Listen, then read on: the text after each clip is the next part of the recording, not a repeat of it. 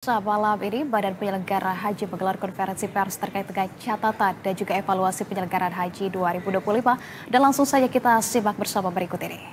Lapangan, banyak yang bekerja dengan ikhlas, banyak yang bekerja dengan tulus, meskipun terus terang proporsi petugas dengan jumlah jamaah yang besar itu tidak sebanding. Jadi jamaah kita adalah jamaah haji terbesar di dunia, 200 ribuan lebih, sedangkan petugas kita sangat terbatas, kurang lebih ada 4 ribuan, dan ditambah lagi memang ada permasalahan misalnya beberapa rekrutmen petugas, tentu terutama dari petugas haji daerah yang harus banyak dievaluasi, karena ada juga kemudian petugas yang kita temukan itu nebeng naik haji, kira-kira begitu. Jadi ada PHD di daerah, kemudian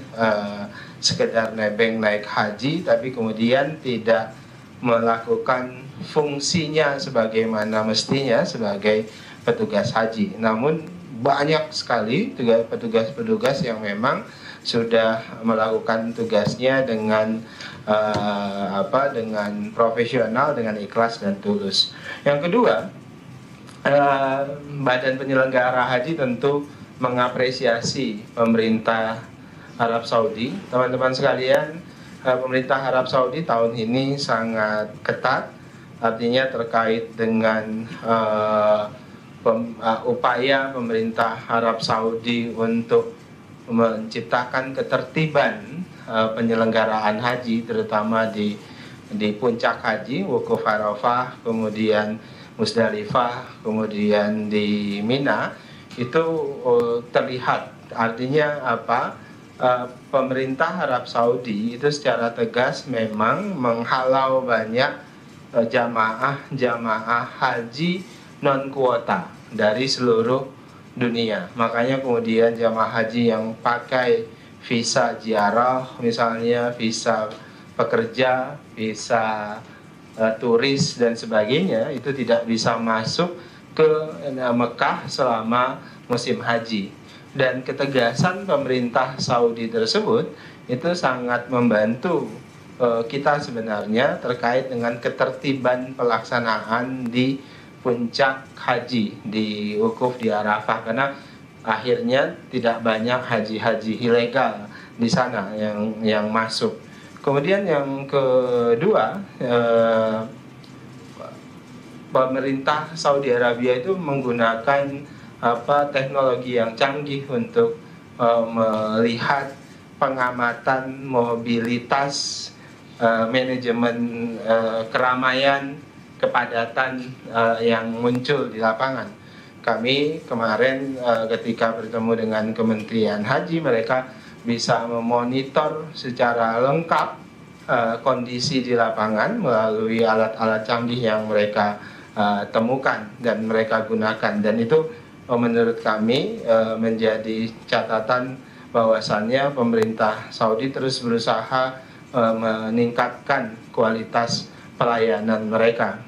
Kemudian yang keempat,